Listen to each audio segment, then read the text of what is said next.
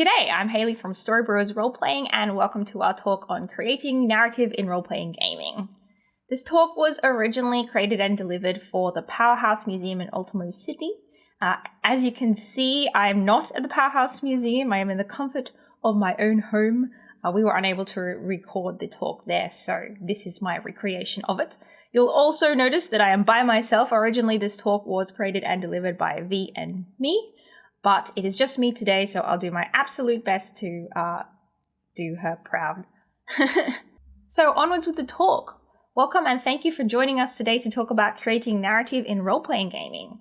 I'd like to begin by acknowledging the traditional owners of the land in which we do our work, the Gadigal and Wangal people of the Eora Nation, and we pay our respects to elders past, present, and emerging. So as mentioned, I'm Hayley from Storybrewers Roleplaying, and together with V, we designed Good Society, a Jane Austen RPG, which was awarded Roleplaying Game of the Year, Best Rules, and was featured in Dimension 20's A Court of Flame and Flowers. And more recently, we've been working on our Little Box series of games, which are approachable single-session games. And the idea behind these is that they're easy to learn, replayable, and they play straight out of the box and deliver a full storytelling experience in just one session. So today we'll be talking about games like that, and we'll be sharing with you how we design games that get the best storytelling out of players in the least amount of time.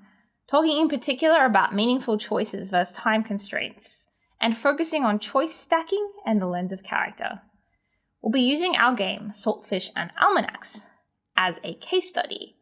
So let me tell you a little bit about Saltfish. Saltfish is a feel-good game about being traveling merchants, peddling your wares, experiencing new places, and taking on the world.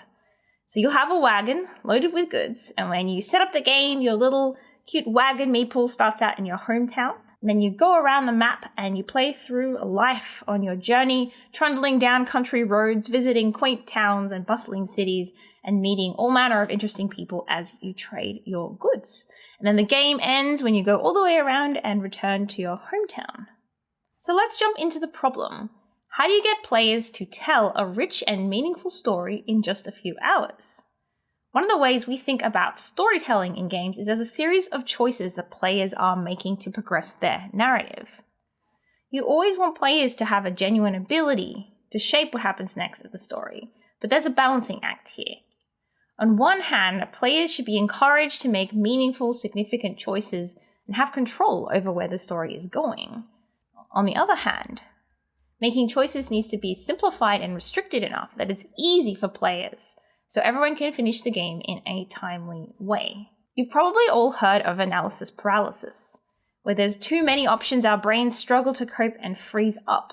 Imagine if you had all these cards to choose from every time you had to make a decision. For this reason, designers often limit the available options. And we've done this in our game. So which of the two goods on your wagon are you going to sell? Are you going to sell the sea amber or the saltfish fillets? This is a simple decision and one of the actual decisions that you make in Saltfish. But including this kind of binary decision gives rise to our central question. How can you restrict a player's choices, yet still make those same choices feel broad, open, and expansive? How can we make that decision feel more meaningful, more interesting?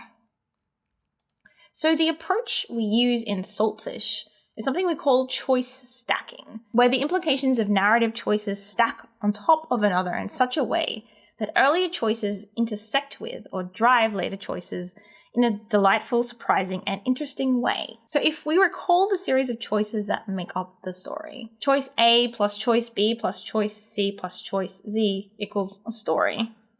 Choice stacking might look more like this. With choice stacking, choices are never isolated. Choices are not independent and unconnected, but instead build fiction that make later choices feel more rich and meaningful. For example, say you've entered Bergner, a bustling inland town crammed in the shadow of a looming castle. First off, there's a short description that you read that paints a general picture of your arrival in town. Then you're prompted to answer a question that determines what goods are available in town to purchase. So let's look at the second one. What good is causing a commotion?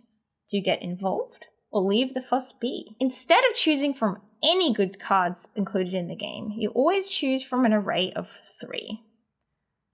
From these options, I might decide that the good that is causing a commotion is the stag-handled knives. And I could say something like, recently a deadly fight broke out in the marketplace where these knives were used. The town has imposed a ban on carrying them to prevent future conflict, but the weaponsmith isn't happy about it. And then the second part of the question asks, do you get involved or leave the fuss be? And maybe I say, I can hear raised voices and lots of tension in front of the weapons shop, but I don't want to get involved. I might have when I was younger, but I've learnt that meddling in other people's problems is never worth it. Okay, so as we've answered this question, you can see we've set up important fiction around the town of Bergner. We've also set up some fiction around our own merchant character, and we've made this stag-handled knives card available as a good that we can pick from in this town, all in one choice.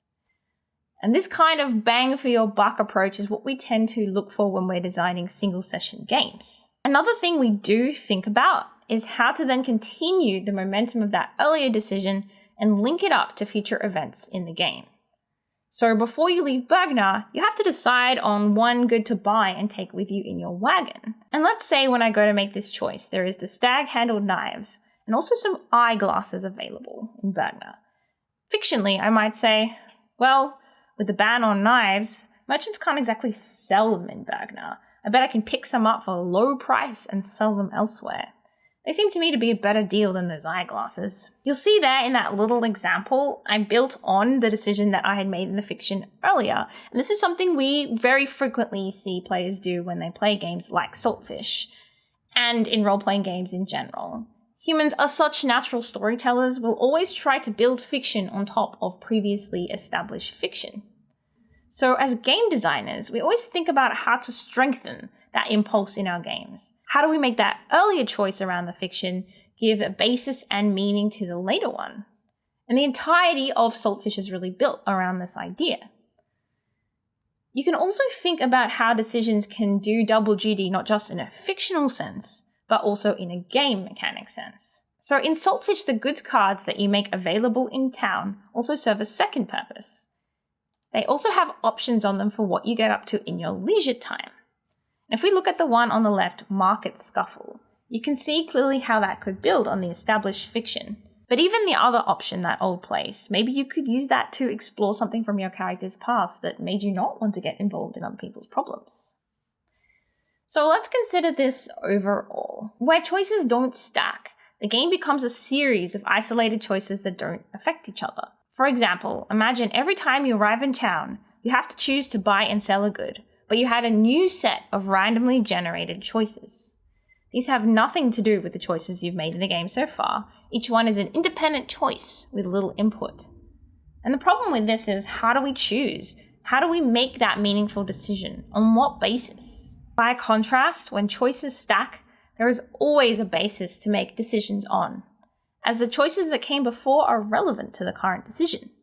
So players feel empowered to make choices and can make these choices in a shorter amount of time.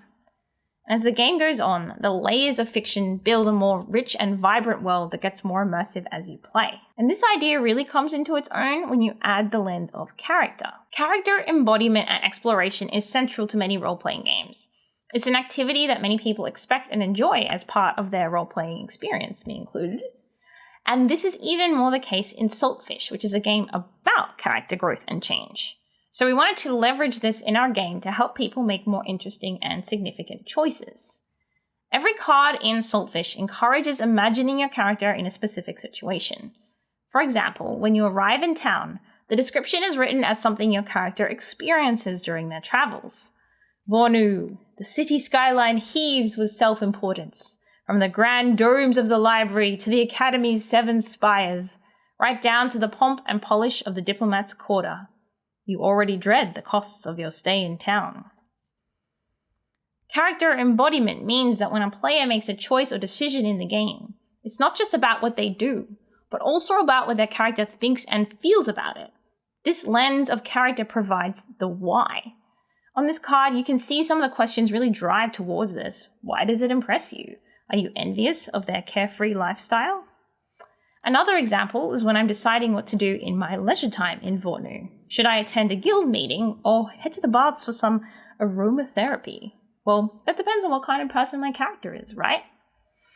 But Saltfish isn't just a game about who you are, it's a game about who you become. It asks the question, how does the journey change you? And when you make an important decision in real life, most of the time you don't just make it and forget about it, right? You think about how it worked out for you. What does it say about you? What did you learn from it? And when a game asks players to make a lot of decisions from the perspective of their character, the same sort of thing happens. Gee, I really made a fool of myself at that guild meeting in front of my entire merchant company.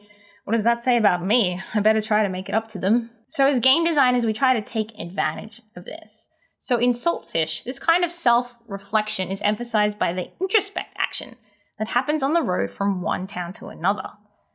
After reading the road's description, the introspect action is to basically deliver a monologue aloud about what your character is thinking in that moment. And what is your character thinking about? Well, more often than not, it's the previous choices they've made in their journey and what that means for them going forward, right?